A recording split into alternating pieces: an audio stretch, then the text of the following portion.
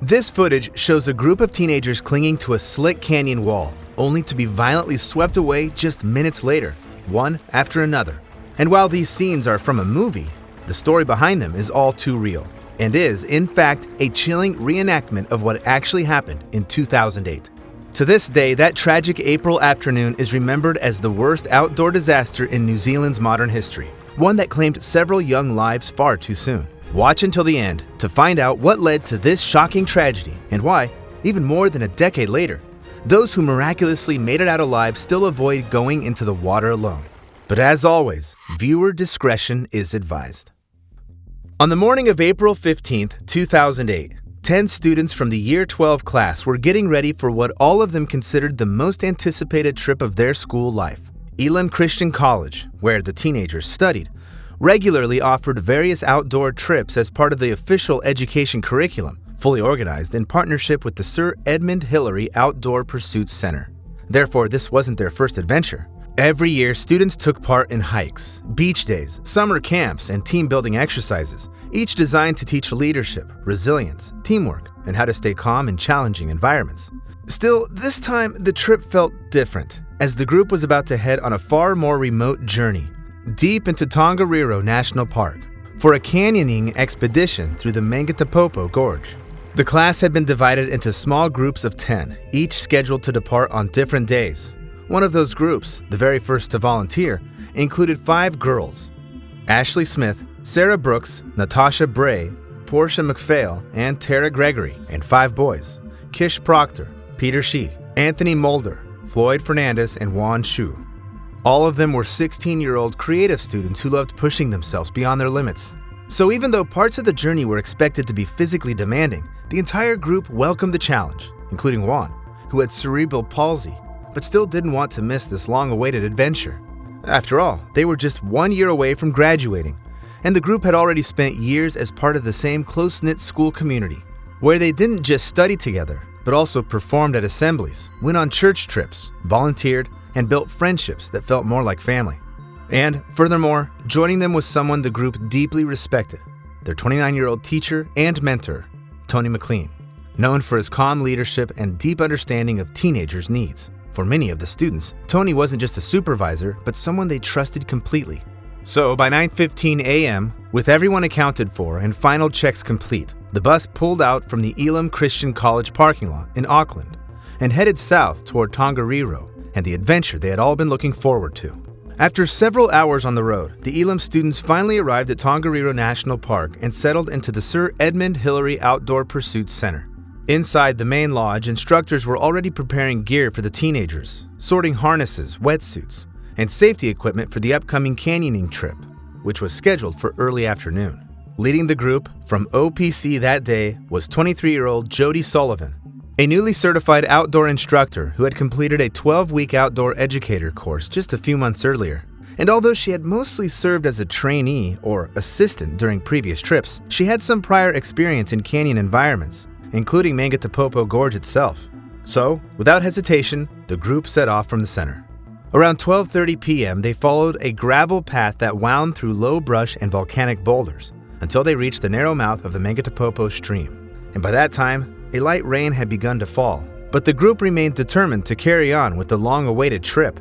So, Jody, together with Tony McLean, helped the students into their wetsuits, flotation vests, and helmets, performed basic safety checks and a briefing, and eventually, they finally entered the gorge. While the Mangatepopo stream itself stretches for around 15 kilometers, their goal was to navigate just 200 to 300 meters of concentrated canyon.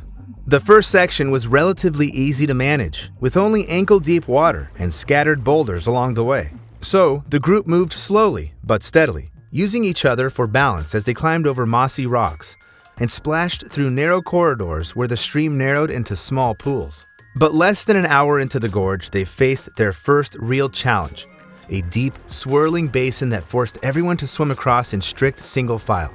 Some students hesitated, unsure of their footing or the water's depth. Juan Shu struggled the most, but Tony McLean always stayed by his side while Jody helped guide the others across. So, despite the difficulties, the group remained in good spirits, moving upstream carefully. However, with every step, the sound of rushing water was growing louder. Yet the group continued on, and by around 2:40 p.m., they reached a natural rock ledge on the left bank of the canyon. It was narrow but dry, and Jody decided it was a good place to stop, rest, and reassess the route. But by that point, the rain hadn't just continued, it had actually picked up.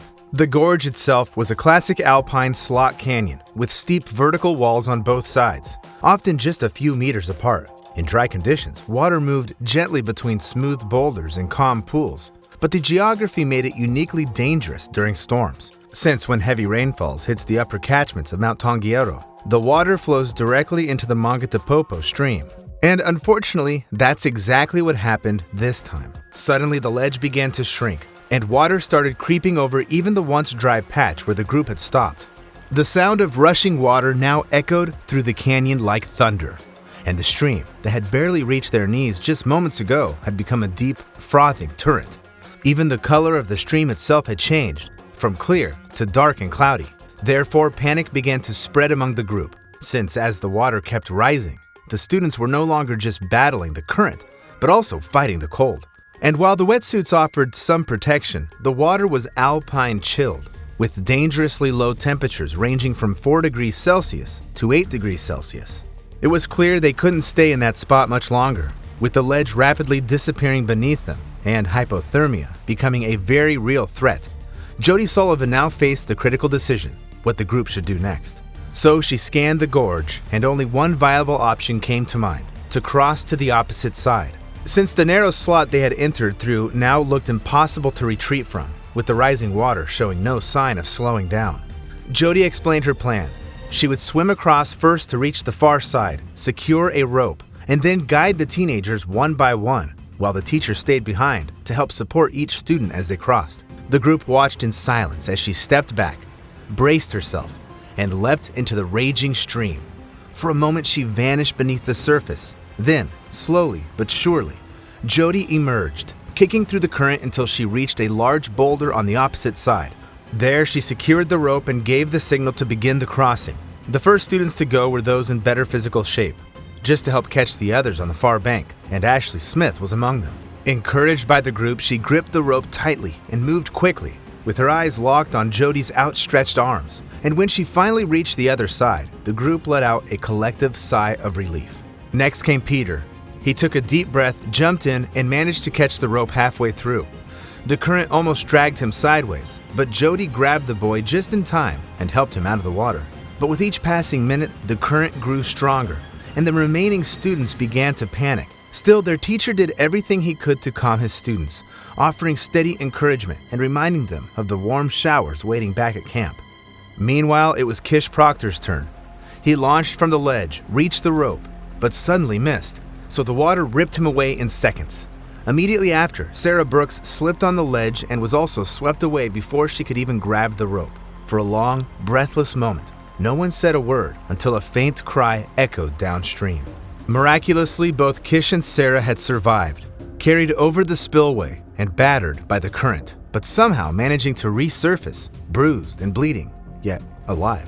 But for those still waiting, the conditions were only getting worse. The group was now standing in waist-deep water, and there was absolutely no time to hesitate. But when Portia McPhail, Tara Gregory, and Natasha Bray attempted their crossings, the current had become even more violent. Eventually, none of the girls reached the rope in time, and they were brutally swept away, one after another. At the same time, Floyd Fernandez and Anthony Mulder attempted to cross together, but the current hit them hard, and, unfortunately, they were also pulled under and violently carried downstream. At that point, only two remained on the far ledge, teacher Tony McLean and Juan Chu. Without hesitation, Tony decided to tie himself to Juan with a short rope, knowing the boy, with his poor physical condition, couldn't make the crossing alone. So the two of them stepped off the ledge, and for a moment it looked like they might make it. Tony managed to grab the rope, but only for a split second. The current yanked him backward and twisted both of them midstream before pulling them under and out of sight. Meanwhile, on the opposite bank, Jody Sullivan was desperately trying to reach OPC by radio. At 4:05 p.m., one distress call finally went through. The center immediately alerted police, 5 services, and local rescue personnel, who arrived at the site within 25 minutes. Rescuers began evacuating those who had made it safely to the opposite bank. The instructor herself, along with Ashley Smith, and Peter Shee.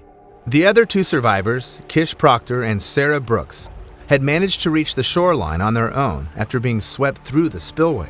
At that point, only one terrifying question was left. What had happened to the 6 missing students and their teacher? A massive search was launched across the area surrounding Mangatepopo Gorge. And at around 10 p.m., after 4 grueling hours, the first tragic discoveries were made. The lifeless body of 5 students were found near the main channel of the Mangatepopo stream, downstream of the spillway, all victims of drowning. But Tony and Juan were still missing, so the search pressed on, continuing deep into the night. And then, at approximately 2 a.m. on April 16th, nearly 2.5 kilometers downstream from the original crossing site, they were finally found, still tied to each other, and tragically, both lifeless. By the following morning, the students who had miraculously survived were already back in Auckland. Meanwhile, news of the tragedy spread rapidly across the entire country, and with it came a multitude of questions. How could a school-sanctioned outdoor trip end with 6 teenagers and their teacher dead? And slowly, the answers began to surface. It turned out that at 6:45 a.m. on the morning of the trip, a weather fax had arrived at the Sir Edmund Hillary Outdoor Pursuit Center. It included warnings from Met Service about incoming rain and reduced visibility across the region. But since no official thunderstorm alert had been issued, the center saw no reason to postpone the trip. After all, OPC had always operated under a clear policy. Unless formally advised otherwise, programs would continue, rain or shine.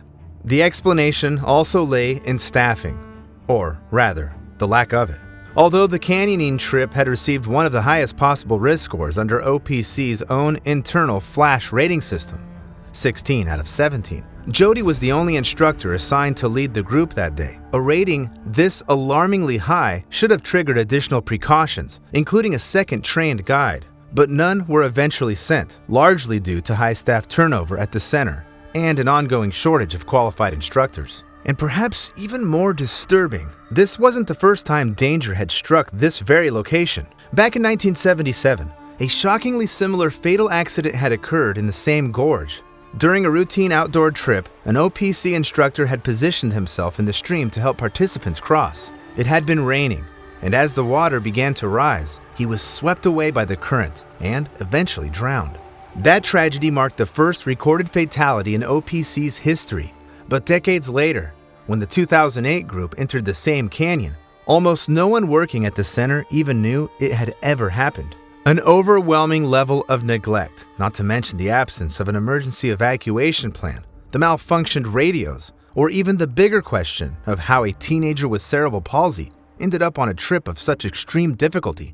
And so, in the weeks that followed, the pressure only continued to mount. Families of the victims demanded answers, and a full investigation was launched. One that concluded the Sir Edmund Hillary Outdoor Pursuit Center had failed to take all responsible steps to ensure the safety of both its employees and the students under its care. Eventually, OPC formally accepted responsibility and pleaded guilty to 2 violations under New Zealand's Health and Safety and Employment Act.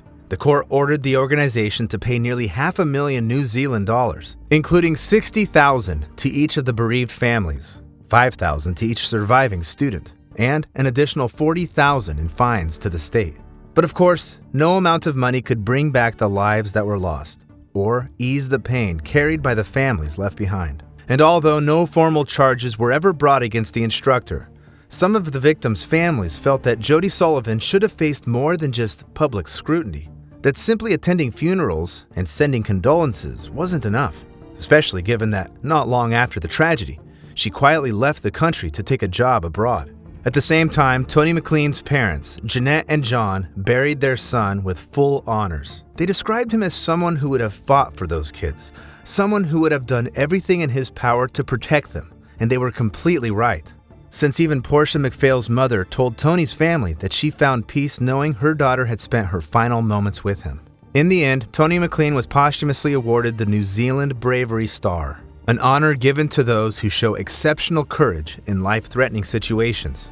The tragedy left its mark on everyone, even those who had been lucky to survive. A decade later, on the 10th anniversary of the disaster, Ashley Smith shared the lasting effects of what she'd lived through. In an interview with the Weekend Herald, she sadly said, Ever since it happened, I avoid going to the beach alone. I can't deal with open water.